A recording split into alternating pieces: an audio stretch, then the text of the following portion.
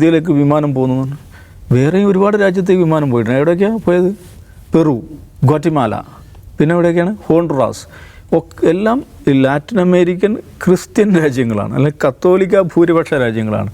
അപ്പോൾ ഈ ട്രംപിന് വേണ്ടിയിട്ട് ഹല്ലേലൂയ പാടി നടന്ന നമ്മുടെ നാട്ടിലെ ക്രിസംഗികളുണ്ടല്ലോ, അവരുടെ മച്ചുനന്മാരായിട്ടുള്ള അമേരിക്കയിലെ മലയാളികളായിട്ടുള്ള ആളുകളുണ്ടല്ലോ.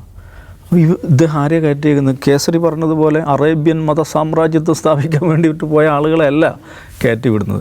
നൗഫൽ ആദ്യം പറഞ്ഞ കാര്യമുണ്ടല്ലോ, ഈ ഇന്ത്യക്കാരെ ഇങ്ങോട്ട് കയറ്റി വിടുന്നു. അതേക്കുറിച്ച് ഇതിങ്ങനെ നോക്കിക്കൊണ്ടിരിക്കുമ്പോൾ ആണ് എൻ്റെ മേശപ്പുറത്ത് പുതിയ ലക്കം കേസരി വന്നത്. RSSൻ്റെ മുഖവാരികയാണ്.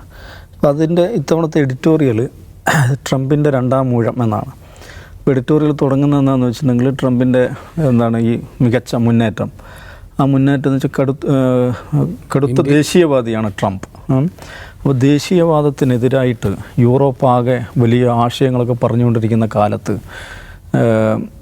ഒരു തികഞ്ഞ ദേശീയവാദിയായിട്ടുള്ള ഒരാൾ അമേരിക്കയിൽ അധികാരത്തിൽ വരുന്നതിന് കോൾമയിൽ കൊണ്ടുകൊണ്ടാണ് എഡിറ്റോറിയൽ ആരംഭിക്കുന്നത്. അപ്പോൾ അതങ്ങനെ പോയിട്ട് പിന്നെ പറയുന്നൊരു കാര്യം എന്ന് വെച്ചിട്ടുണ്ടെങ്കിൽ അറേബ്യൻ മത സാമ്രാജ്യത്വ അധിനിവേശം യൂറോപ്പിൻ്റെ ആകെ ഉയർന്ന ജനാധിപത്യ മാനവിക മൂല്യങ്ങളെ അട്ടിമറിച്ച് തുടങ്ങിയിരിക്കുന്നു എന്ന തിരിച്ചറിവാണ് കുടിയേറ്റ നിയമങ്ങൾ കർശനമാക്കുവാൻ ട്രംപിനെ പ്രേരിപ്പിക്കുന്നതാണ്. അപ്പോൾ ട്രംപ് കുടിയേറ്റ വിരുദ്ധ നിലപാട് സ്വീകരിക്കുന്നതിൻ്റെ കാരണമായിട്ട് RSSൻ്റെ മുഖപത്രം കോൾമെയിൽ കൊണ്ട് പറയുന്നതാണ് അറേബ്യൻ മത സാമ്രാജ്യത്വത്തിനെതിരായിട്ടുള്ള ശക്തമായ നിലപാടിൻ്റെ ഭാഗമായിട്ടാണ്. അങ്ങനെ അമേരിക്കയിൽ ജനിക്കുന്ന ആർക്കും സ്വാഭാവികമായി പൗരത്വം ലഭിക്കുന്ന ജന്മാവകാശ പൗരത്വം ട്രംപ് എടുത്തു കളഞ്ഞിരിക്കുകയാണ്. അനധികൃത കുടിയേറ്റക്കാർ പെരുകി അമേരിക്കയുടെ സംസ്കാരവും പാരമ്പര്യവും വരെ അപകടത്തിലാക്കിയേക്കാം എന്ന തിരിച്ചറിവിൽ നിന്നാണ് ട്രംപ് ഇത്തരമൊരു നിലപാടെടുക്കാൻ നിർബന്ധിതനായത്. എന്ന് പറഞ്ഞാൽ ട്രംപിൻ്റെ മൈ ഫ്രണ്ട് ചെയ്തുകൊണ്ടിരിക്കുന്ന ഈ കുടിയേറ്റ വിരുദ്ധ സമീപനത്തെ അതിനെ അഭിനന്ദിക്കുകയാണ്, അതിൻ്റെ മഹത്വം വാഴ്ത്തുകയും അതിനെ സൈദ്ധാന്തികവൽക്കരിക്കുകയും ചെയ്യുകയാണ് ഇന്ത്യ ഭരിക്കുന്ന പ്രസ്ഥാനത്തിൻ്റെ മുഖപത്രം. അപ്പോൾ ഇവിടെ തന്നെ നമ്മൾ കാണേണ്ട കാര്യം എന്ന് വെച്ചിട്ടുണ്ടെങ്കിൽ ഈ അനധികൃത കുടിയേറ്റമല്ല, കുടിയേറ്റക്കാർ പെരുകുന്നത് അമേരിക്കയുടെ സംസ്കാരവും പാരമ്പര്യവും അപകടത്തിലാക്കുന്ന ട്രംപ് കാണുകയാണത്രേ. അമേരിക്കയുടെ സംസ്കാരവും പാരമ്പര്യവും എന്താണ്? വന്നു ചേർന്നവരാണ്. ഈ ട്രംപ് എന്ന് പറഞ്ഞ ആളാരാണ്? ട്രംപിൻ്റെ അച്ഛനും അമ്മയും കുടിയേറ്റക്കാരാണ്, ഒന്നാം ഭാര്യയും മൂന്നാം ഭാര്യയും കുടിയേറ്റക്കാരാണ്. അപ്പോൾ ഈ അമേരിക്കയുടെ സംസ്കാരവും പാരമ്പര്യം എന്ന് പറഞ്ഞാൽ കുടിയേറ്റം എന്ന് പറയുന്നത് അതൊരു സെറ്റിലർ കൊളോണിയൽ പ്രൊജക്റ്റാണ് അമേരിക്ക എന്ന് പറയുന്നത്. അവിടെയുള്ള റെഡ് ഇന്ത്യൻസ് എന്ന് പറയുന്ന അവിടുത്തെ തദ്ദേശീയരെ കൂട്ടക്കൊല ചെയ്ത് ആട്ടിപ്പായിച്ച് അടിമകളാക്കി സ്ഥാപിക്കപ്പെട്ട ഒരു സെറ്റിലർ കൊളോണിയൽ പ്രോജക്റ്റാണ് അമേരിക്ക എന്ന് പറയുന്നത്. അപ്പോൾ അവിടെ നേരത്തെ ഉണ്ടായിരുന്ന മനുഷ്യർ, അവരുടെ ഭാഷ എന്തായിരുന്നു, അവരുടെ സംസ്കാരം എന്തായിരുന്നു, അവരുടെ മതം എന്തായിരുന്നു, അവരുടെ ജീവിതം എന്തായിരുന്നു എന്നതിനെക്കുറിച്ച് ഓർമ്മകളെപ്പോലും ഇല്ലാതാക്കി സ്ഥാപിക്കപ്പെട്ട ഒരു പ്രോജക്റ്റാണ്. അതുകൊണ്ടാണ് ഇസ്രായേലിന് അമേരിക്കനെ സപ്പോർട്ട് ചെയ്യുന്നത്. അതേപോലെ ലോകത്ത് പിന്നീടുണ്ടായിട്ടുള്ള ഒരു സംഗതിയാണ് ഇസ്രായേൽ.